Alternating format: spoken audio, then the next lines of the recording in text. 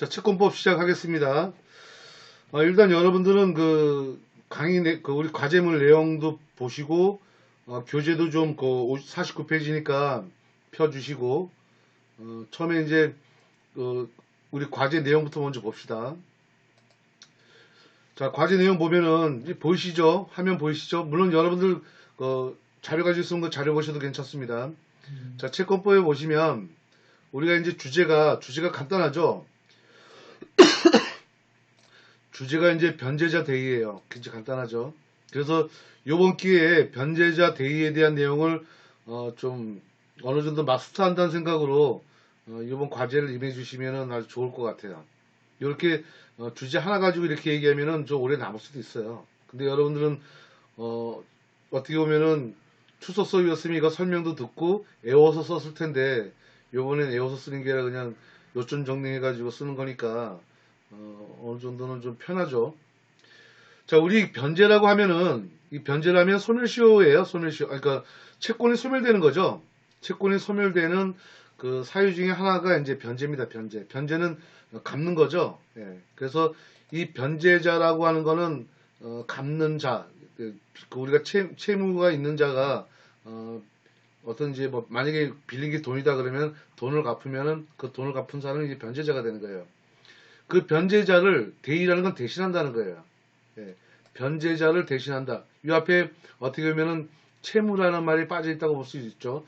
채무에 대한 변제자를 대신해서 이 자에 대한 어떤 그 법적 그 위치가 어떻게 되는지 그리고 어떤 권한과 나중에 뭐 구상권 얘기도 나오거든요. 그래서 그 사람한테 어떤 이제 보호되는 그런 부분까지도 이제 전반적으로 이제 다루게 돼요. 그래서 그런 거를 이제 요점 정리를 하는 거예요. 큰 건 아니고. 자, 그러면 이제 교수님이 이렇게 돼 있어요. 과제물 작성 시 쟁점별 목차 제시를 하라고 돼 있는데, 자, 여러분들이 이걸 보려면은 뭘 봐야 되냐면은, 우리 학교 홈페이지를 봐야 돼요. 그죠? 학교 홈페이지를 제가 미리 해놨거든요. 법학과 공지사항을 보면, 보이시죠? 공지사항을 보면은 요번에 그 채권법에 대해서 공지했어요. 자, 이 사항을 반드시 보셔야 됩니다. 자, 내용을 볼까요? 요번에 이제 채권법에 대해서 이제 과제물은 변제자 대의라고 이제 이렇게 주제를 정해진 거고요. 변제자 대의에 관해서 이렇게 쓰라는 그 개념, 그리고 요건, 효과, 이걸 반드시 기재해주고, 그리고 나서, 여기에서 이제 그에 관한 판례라고 되어 있는데, 이 판례는 이제 좀 이따 교재를 보면서 제가 설명드리겠지만, 우리가 설명하는 하나하나 블록이 다 판례예요.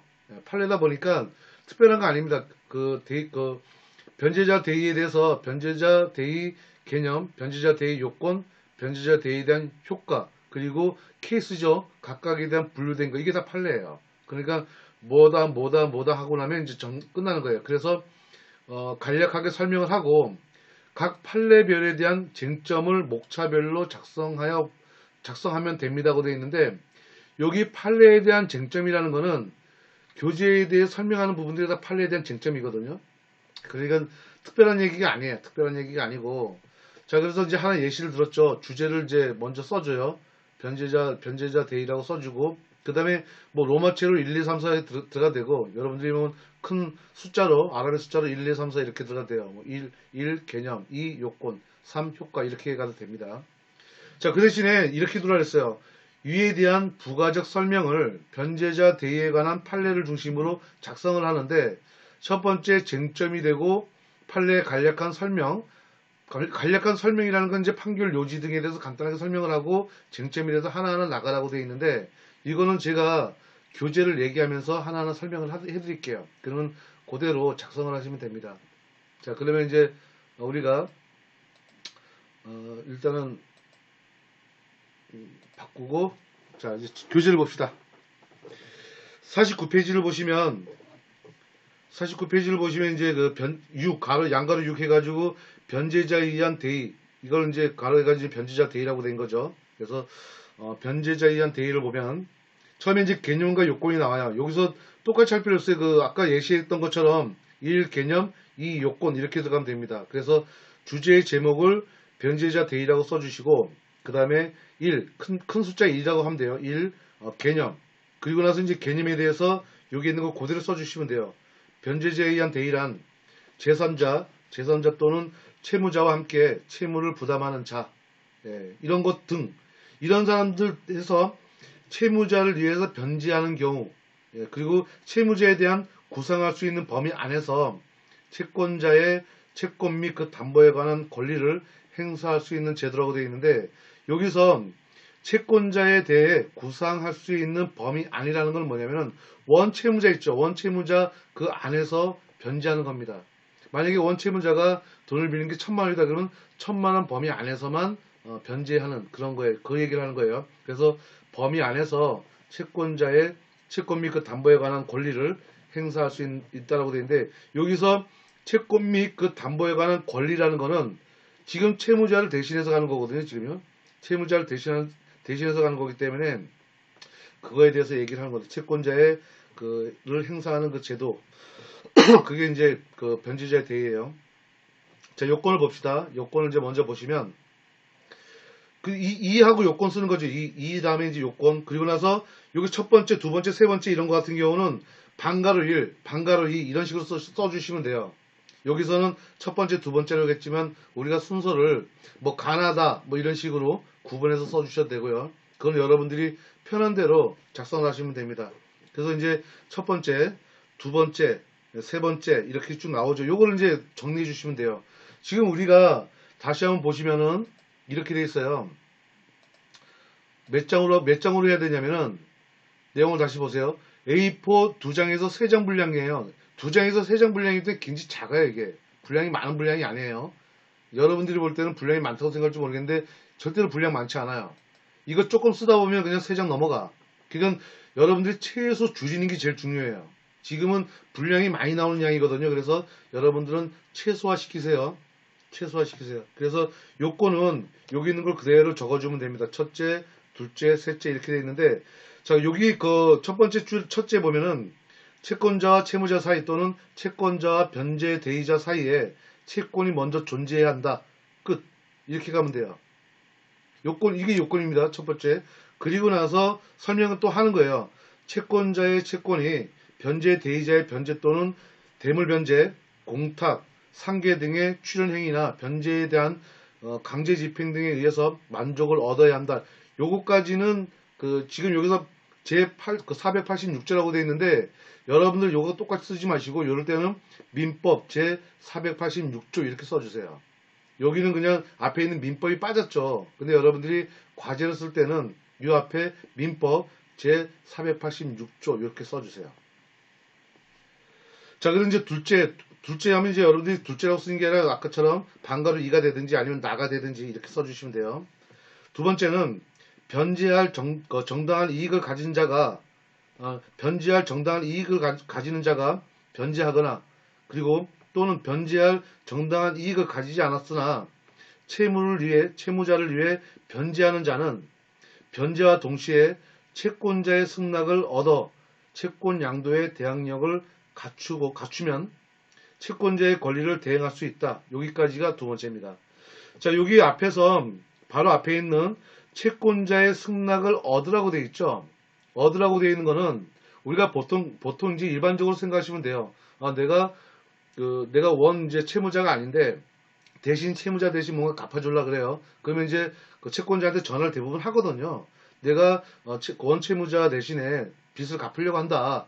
어떻게 생각하냐? 그래 갚아라. 근데 이런 것도 있죠. 난 안 받겠다 막 이렇게 할 수도 있어요. 거절할 수도 있어요. 그런 것 때문이라도 어떻게 보면 이제 채권자의 승낙을 얻어서 채권 양도의 대항력을 갖추라는 거예요. 채권을 양도 받아가지고 이제 채무를 하는 거, 채무를 이제 채무에 대해서 이제 집행해서 이제 변제를 하는 거죠. 자, 세 번째, 변제에 의한 대의는 변제자의 구상권을 확보하기 위한 제도. 이 구상권이란 말 나오죠. 내가 대신 원채무자의 빚을 먼저 갚고 그리고 나서 그 권리가 생성되는 게 이게 구상권이에요. 그러면 이제 구상권을 가지고 원채무자에게 변제하라고 청구할 수 있는 겁니다. 그래서 구상권을 확보하기 위한 제도이다. 그래서 변제자가 채무자에 대한 구상권을 할 수 있는 요건으로 한다. 이게 세 번째고요. 자, 이렇게 해서 이제 첫 번째, 두 번째, 세 번째가 나왔으니까 요걸로 요건은 끝나면 돼요. 끝나면 되고, 거기 이제 밑에 보면 이제 부가적인 설명들이죠. 법정 대의에서 변제할 정당한 이익을 가진 자란, 가진 자란, 이거 여러분들 안 쓰셔도 돼요, 여기서부터는. 왜냐면 우리가 2장에서 3장밖에 쓸 여력이 없기 때문에 이런 것까지 써버리면 여러분들 다 스쳐 훌쩍 넘어가요. 그러니까 이거는 쓰지 마시되 내용을 좀 봅시다. 법정 대의에서 변제할 정당한 이익을 가진 자란 해서 그 가진 자가 쭉 얘기 나오는 거예요. 첫 번째, 법률상 정당한 이익을 가지는 자를 의미하고 변제하지 않으면 집행을 받게 될 지위에 있는 자. 그리고 뭐 와 있죠. 가로 빼고요. 와 변제하지 않으면 채무자에 대한 자기의 권리를 상실하는 자가 이에 해당한다. 해가지고 요 가로 나오는 사람들이 기말 시험에 잘 나옵니다. 네, 이건 기말 시험에 잘 나오는 얘기예요. 그래서 그때 이제 문제 풀이하면서 이런 내용들이 또 나옵니다. 그래서 여기서 변제할 이런 지위에 있는 자, 지위에 있는 자가 아닌 사람 이렇게 물어보기도 해요. 그래서 변제자의 대의일 때 이 지위에 있는 자, 지위에 없는 자 이렇게 좀 구분할 수 있어야 돼요. 그리고 변제하지 않으면 채무자에 대한 자기 권리 상실한다고 되어 있죠. 예, 이런 것도 보면 이제 후순위 담보권자, 후순위 담보권자라 가지고 이건 지금 그 물권 쪽인 거거든요. 물권 쪽이라서 거기에서 이제 설명이 부가적으로 설명 나와야 되는데 일단은 여러분들이 그 물권 완전히 이해 못하면 여기서 다시 한번 또 외우시면 돼요. 그리고 채무자에 대한 일반 채권자, 채무자에 대한 일반 채권자가 여기에 해당된다. 자, 이들은 채무자한테 이제 어떻게 보면은 또 그 지위에 있게 되는 거죠. 후순위 담보권자하고 이제 채무자에 대한 일반 채권자, 이들은 다 이제 법정 대의에 정당한 이익을 가질 수 있는 자들이죠. 자, 이제 넘겨보시면은 방가루인데 앞에서 개념 요건 있죠. 그 다음에 이제 세 번째가 되나요? 첫 번째 개념, 두 번째 요건, 그 다음에 3 해가지고 효과가 나오는 거죠, 효과. 자, 효과를 보시면, 효과 내용을 보시면 이제 가가 있고, 보세요. 가가 있고, 그 다음에 우측에 넘겨보시면 이제 법정 대의상의 상호 간의 효과가 있죠. 나가 있고, 여러분들은 가, 나 이렇게 표시하지 않고 그냥 방가로 1, 방가로 2 이런 식으로 나갈 수도 있어요. 그거는 부호를 어떻게 붙이는가에 따라서 여러분들이 정리하시면 돼요. 그리고 이제 54페이지를 보시면은 다가 있어요. 다가 있어가지고 채권자와 대의자 사이의 관계, 그 관계가 어떻게 효과가 발생되느냐 이게 나오는 거예요. 그래서 가와 나와 다가 이렇게 세 가지가 있는 거예요. 효과가. 네, 효과가 가나 다 이렇게 세 개 크게 나와 있어요. 그리고 나서 이제 끝납니다. 예. 그리고 이제 다시 넘어와서 50페이지 보세요. 50페이지 보시면 다시 이제 옵니다. 효과 바로 밑에 보세요. 변제 대의자는 대의에 의한 채권자의 원래의 채권 및 그 담보권과 함께 구상권을 보유하는데 이때 변제 대의자가 행사할 수 있는 원채권과 그 담보권은 구상권을 확보하기 위해 존재하는 부정적인 성격을 가지고 있어요. 이게 무슨 얘기냐면 부정적인 거라는 게 잠시만요.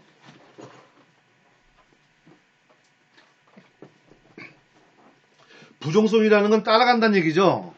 원채무자의 그걸 따라간다는 얘기예요. 그러면은 우리가 주채무가 있고 보수채무가 있었어요. 그래서 우리가 원금하고 이자가 그런 개념이죠. 예를 드는 겁니다. 지금 예를 들어 설명하는 거 부정에 대한 설명하는 거예요. 그러면 원금이 소멸되면 같이 이자도 같이 소멸되는 이게 부정성이라 그래. 이걸 같이 따라간다는 걸.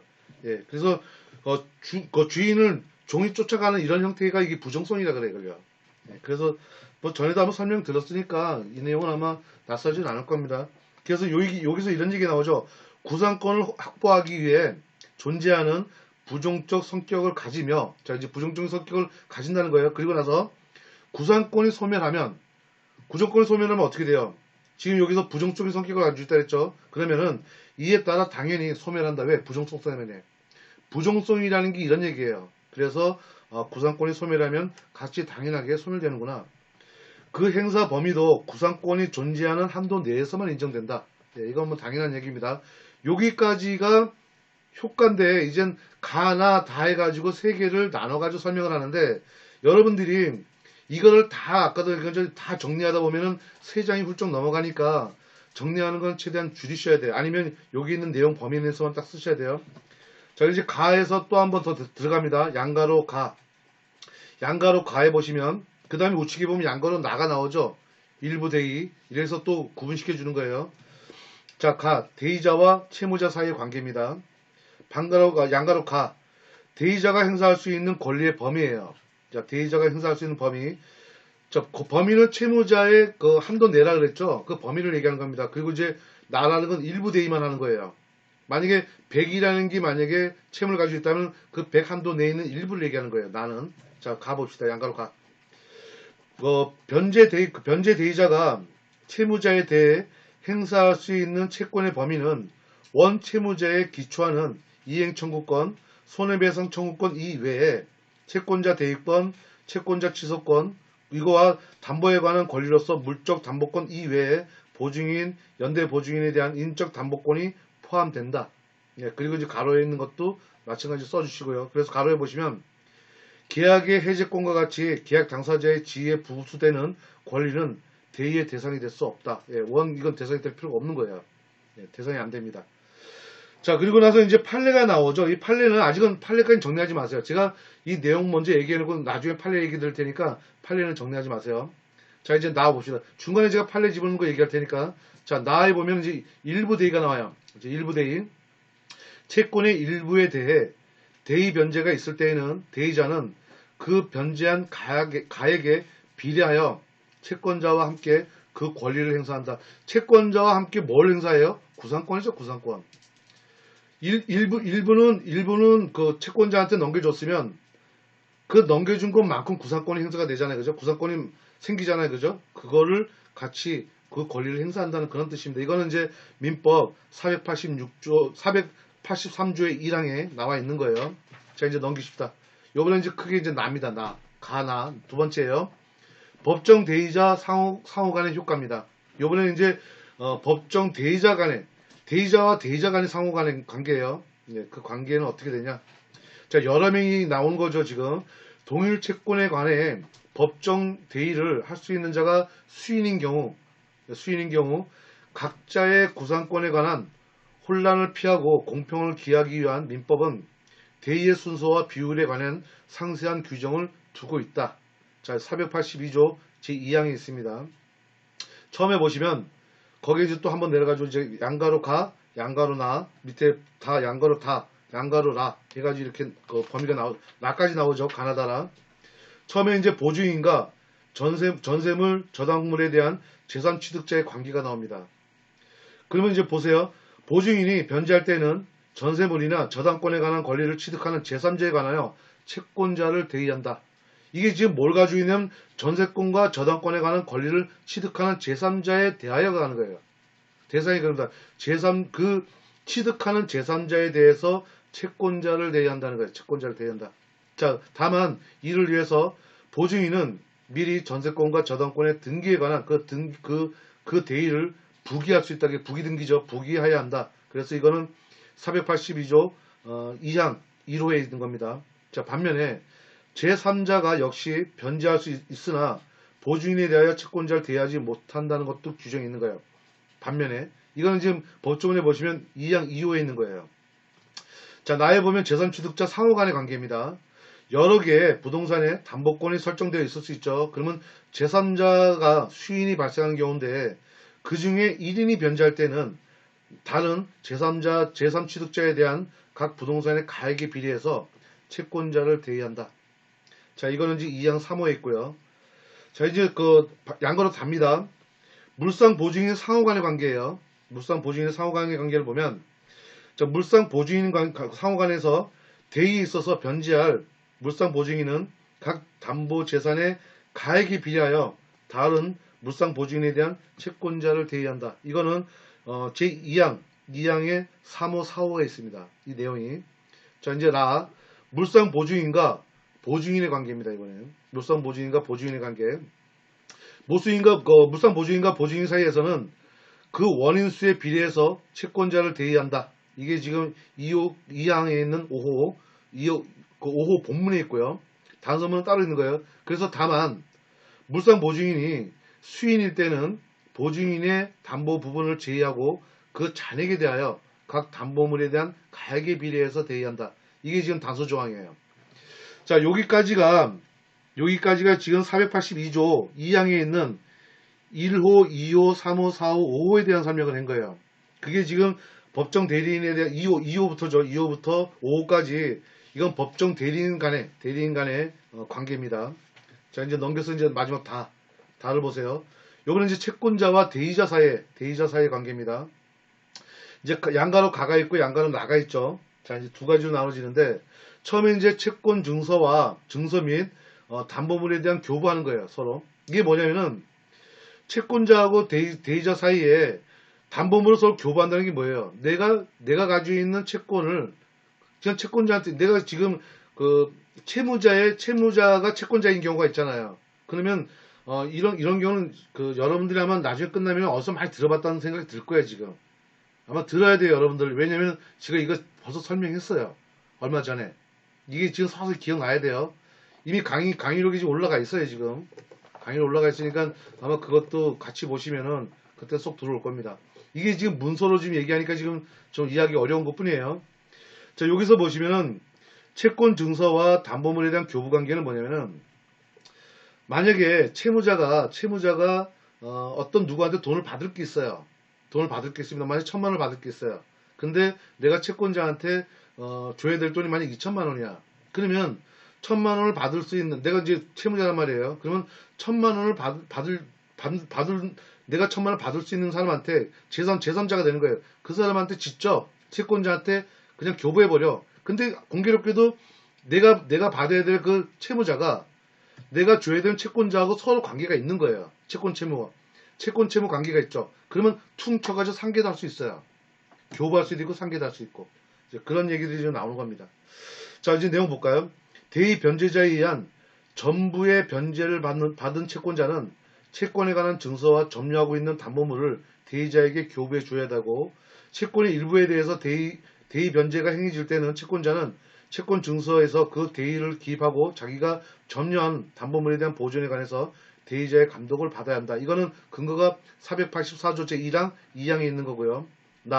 채권자에 대한 담보 보존 의무는 법정 대의할자가 있는 경우에는 채권자의 고의나 과실로 인한 담보가 상실되거나 감소할 때에는 대의할자는 그 상실과 또는 감소로 말미암아 상환받을 수 없게 될 때 그 책임은 할 수 없는 한도 내에서는 책임을 면한다는 게 485조에 대한 내용이 있습니다.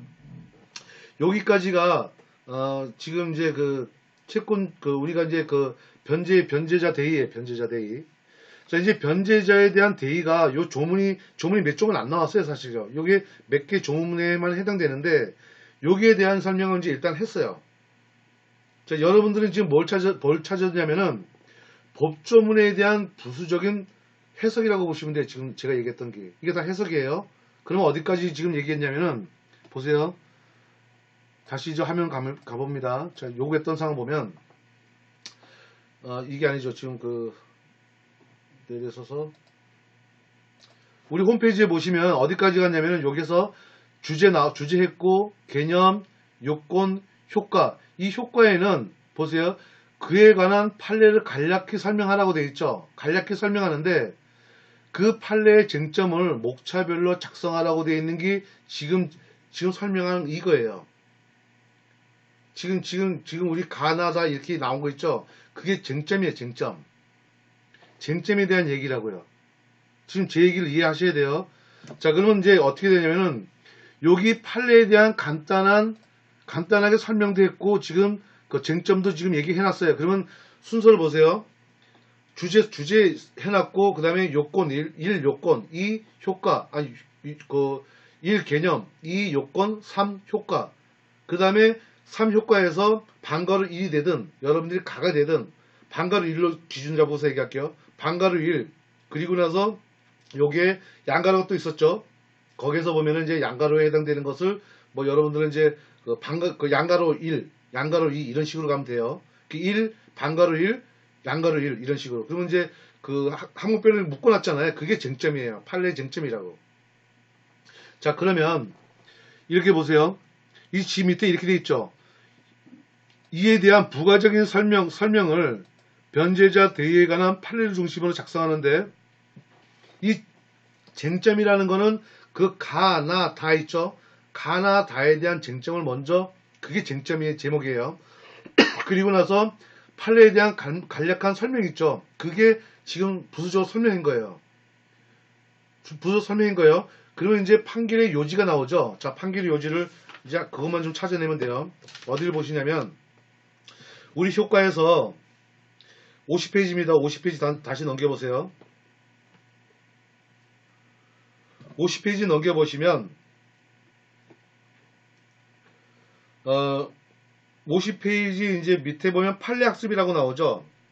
판례학습이 나오는데 거기에서 보시면은 이제 이거는 그 가에서도 양가로 가에 대한 해당 사항이에요. 끝에 보면 대법원 판례 나오죠. 대판 2001.1.19 2000다 37,329. 예, 요걸 보시면 돼요. 요거. 이게 판례예요. 판례에서 지금 여러분들이 혹시 이거 기억나세요? 여러분들 혹시 제가 얘기했던 부분이 이거 기억나세요? 지금 민법의 체계 구성은 설명이 이렇게 나와있는데 이 설명이 다 판례 요지라고 제가 설명했던 거 기억나세요? 지금 게시글에다가 좀 남겨주실래요? 제 이 얘기가 기억나는 분은 1이라고 써주시고 기억이 안 난다는 분은 2를 써주세요. 2라고 좀 얘기하면은 제가 뭐라 안 그러고 제가 다시 한번 설명드리려고 하는 거니까 써주세요. 게시판에다가. 제가 이 판례 요지라고 얘기했던 게 기억나는 분은 1, 기억이 안 나는 분은 그래요? 예, 괜찮습니다. 올리세요. 그래요? 기억나는 분 한 분도 없나요?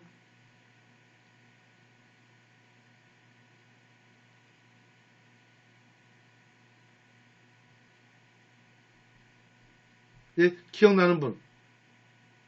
다른 분들은 지금 들어오고 다른 일 하고 계시나요? 식사하고 계시나 지금? 은희아고님 기억하시고. 다른 분은? 대부분 기억이 안 나나요? 자, 그러면 기억나는 분은 다시 상기하세요. 제가 어떤 얘기를 했냐면은 요번 기회에 이제 여름 개념을 잡으세요. 다시 이제 화면을 볼게요. 다시 보세요. 지금 이게 왜 제가 이 설명을 하냐면은 지금 이 교수님이 질문한 게 있잖아요. 지금 이렇게 작성하라고. 자, 보세요. 쟁점이라고 하는 쟁점하고 XXS는 그 제목이고요. 지금 제목을 얘기하는 거고, 지금 제가 쭉 얘기해 줬잖아요. 그 제목을 얘기하는 거고, 그 다음에 판례에 대한 간략한 설명, 또는 이게 간략한 설명이 판결 요지라고요. 간략한 설명하고 있는 게 다 판결 요지예요. 요지. 예, 그래서 우리가 판결을 하는 거는 뭘 근거로 해요? 민법을 근거로 하죠. 민법 몇 조를 근거로 해서 판결을 내리잖아요. 그죠? 그래서 처음에 우리가 판례를 보면은 제일 앞에 요지가 나와요. 요지가 나와서 그 요지에 있는 내용이 그대로 여기에다가 표현해 준 거예요. 지금 예를 들어서 50페이지에 있는 양가로 과 해가지고 대의자가 행사할 수 있는 권리의 범위, 이게 쟁점이고요. 밑에서 쭉 얘기했죠. 변제 대의자가 채무자에 대한 행사를 할 수 있는 채권의 범위에는 이게 쭉 설명하는, 이게 판례 요지라고. 이게 판례 요지예요. 그러면 지금 교수님이 물어본 건 다 끝났죠. 책이 아주 잘 돼 있죠. 지금 답 다 찾았다는 느낌 안 드세요? 쟁점은 제목이고 판례에 대한 간략한 설명은 지금 제가 얘기했던 이거라니까, 이게 판례 요지라니까요. 그러면 여러분들은 이걸 다 쓰고 난 다음에 뭘 해야 돼요? 뭘 해야 돼요? 그러면요? 끝난 거예요. 그냥 끝난 거예요. 거기에 근거 조항 있죠. 근거 조항은 우리 뭡니까, 주석 딸 때 있죠. 주석을 근거 조항으로 가주세요. 지금 여기 볼게요. 전체 다 정리합시다. 개념 나왔고, 요건에 보면은 요건에 486조가 나왔고요. 그 다음에 두 번째는 480조의 2항이 나왔고, 그 다음에 세 번째는 482조 1항이 나왔죠. 그래서 486조, 480조의 2, 그 다음에 482조에 대한 1항, 각각에 대한 여기 법조문을 여러분들 주석에다 다시라고. 법조문을 주석에다 놨어요. 주석에다 자연스럽게. 주석에다 달면은 그 판결 요지는 그대로 본문이 들어가 있고요. 이 지금 이 법조문은 그대로 주석으로 내려오는 거예요. 자, 주석에다 어떻게 다냐면은 여기서 이제 그 요건의 첫 번째 보세요. 제 486조라고 되어 있죠. 이거는 그 주석에다 거기다가 이제 주석 달아주시면서 뭐라고 되어 있냐면 민법 제 486조 이렇게 쓸 수도 있고, 아니면은 그 486조에 대한 그 민법 있잖아요. 그거를 쭉 거기다 쓰세요. 워드 쓰지 마시고 여러분들 복사할 수 있잖아요. 자, 이것도 알려드려야 되나? 너무 노골적으로 알려드리면 안 되는데. 자, 여기서 보세요. 민법. 이제 간략하게 이렇게 486조 이렇게 합시다.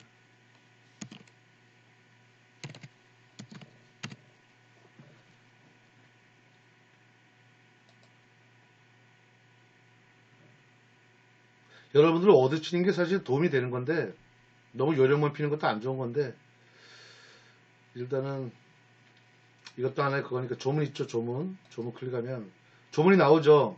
이거를 이렇게 복사하시라고. 이렇게 컨트롤 C. 네. 이렇게 복사해서 지금 제 이미지로 주석 달게 여기다 그냥 주석 이미지로 달아볼게요. 여기 주석, 이건 그냥 예를 드는 겁니다. 지금 주석을 체크하고 그 다음에 여기다가 컨트롤 V 텍스트 유지하면서 이렇게 하면 끝났다고요. 여기다가 제가 뭐라 했어요? 민법 이렇게 놔주면 되죠. 민법 제 486조 가로치고 이렇게 하고 그 다음에 써주시면 이게 주석 다 단 거예요. 간단하죠? 예, 요것만 밑에다 주석을 다시라고. 이렇게 주석 다시면 돼요. 그러면 이제 그 우리가 책에 보시면은 몇 조 이렇게 돼 있죠. 이게 다 근거거든요. 이 판례 내릴 때 그 실정법을 가지고 와서 내린 거예요. 자, 51페이지 양가로 놔보세요. 이것도 하나 예입니다. 얘를 일부 대의가 지금 쟁점이에요. 쟁점. 다시 보시면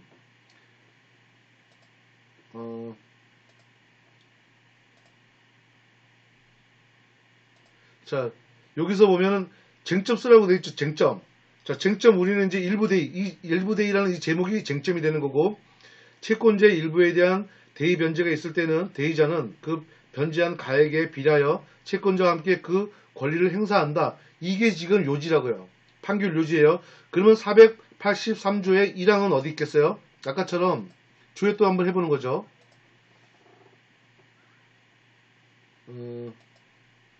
이번에는 483조의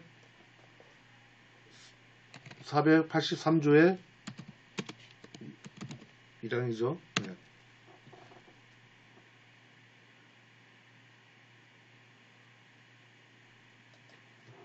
그냥 이렇게 갑시다. 어차피 여러 개 다 2항 다 가져야 되니까 봅시다. 자, 483조 클릭해서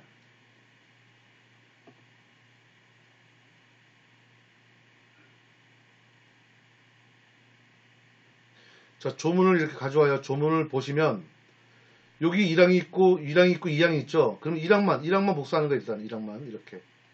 여기까지가 1항이죠. 뒤에는 2항이니까. 자, 1항 해가지고 컨트롤 C 하고 다시 와서 요번에 이제 뭐 아무데나 이제 주석을 다는 거니까 그냥 주석 다는 데다가 해놓고 쭉 와서 마찬가지로 입력 주석 다는 데 가서 체크해주고 컨트롤 V.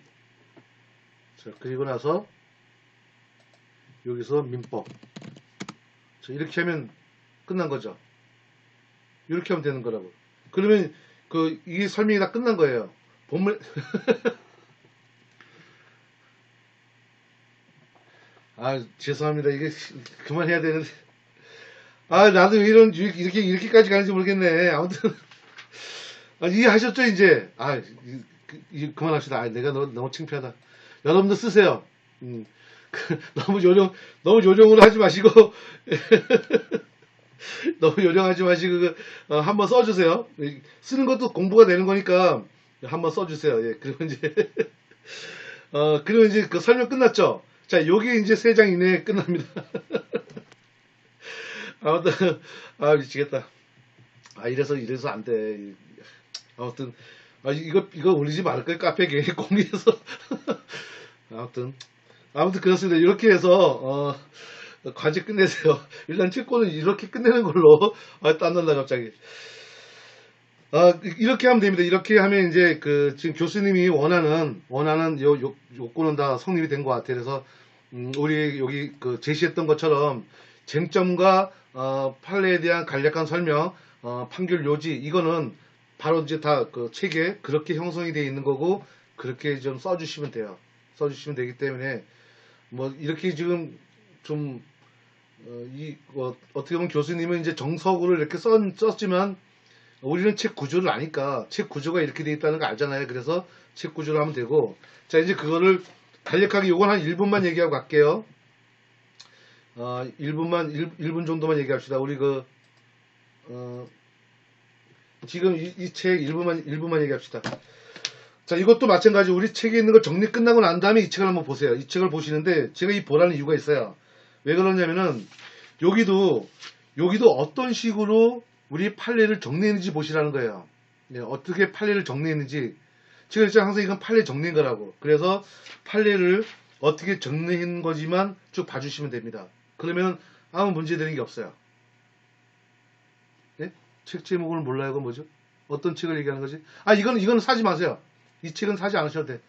사지 않으셔도 되고, 혹시 가지고 있는 분들 보시라는 거예요. 공부해서 내가 이제 과제 다 쓰고 난 다음에 이걸 보시라는 거예요. 이걸 보시고, 이건 더 자세하게 돼 있으니까, 요번 변제자 대의에 대해서 이제 완전히 한번 더 숙지하라고 제가 얘기하는 거예요. 그래서 다시 한번 그 해당되는 부분만 쭉 보시면은, 여기는 지금 책에 보면은 조문이 나오죠. 뭐 701페이지 같은 경우도 대의자와 채무자 해가지고 482조 이렇게까지 법조문이 나오죠.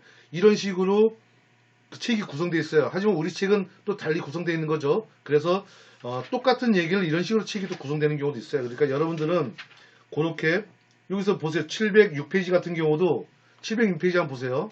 양가로 3에 보면 법정 대의자에 대한 상호간 나왔죠. 앞에 제목만 조금 다르지 똑같죠. 쟁점. 그리고 여기서는 어떻게 나왔어요? 제 482조에 2항이 나왔죠. 2항이 나왔어요. 그리고 1, 2, 3, 4, 5까지 나왔죠. 다. 네, 우리는 지금 좀 나눠졌죠. 나눠가지고 설명했죠. 그런 것처럼 이렇게 나와주는 거예요. 이렇게. 예, 그러니까 여러분들이 책을 보는 요령을 다시 한번 좀 익힐 수도 있고, 제가 볼 때는 좋은 공부가 될 것 같아요. 그래서 상당히 요번에 코로나 때문에 이렇게 됐지만 좋은 기회다라고 생각했으면 좋겠어요. 예. 제 생각엔 그렇습니다. 여러분들도 한편으로는 과제가 아주 난해하고 막 어려우면 제가 좀 힘들겠다 생각했는데, 막상 제가 자료를 보니까 굉장히 쉬워요. 오히려 출석 수업보다 더 쉽지 않나 싶습니다. 애우지 않고 우리는 정리만 하면 되니까. 그래서 이게 김준호 교수님 책을 가지고 있는 분들은 이 제목을, 이 교수님이 다뤘던 제목하고 학교 교수님이 만들었던 그 제목하고 서로 비교해 보세요. 아, 똑같은 내용을 이런 식으로, 쟁점을 이런 식으로 풀었구나 라고 보시면 됩니다. 아이, 추석 수업이 더 낫죠. 자, 이제 제 거는 끝.